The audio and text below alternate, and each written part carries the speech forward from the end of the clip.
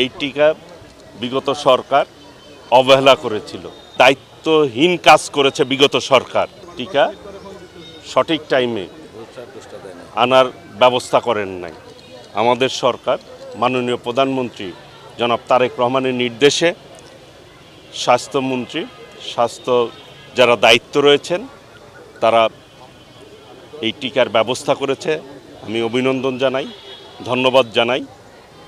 এবং এই যে একটি দায়িত্বহীন কাজ করেছে বিগত সরকার, এই জন্য আমি তাদের নিন্দা জানাই এই ধরনের অবহেলা করার জন্য।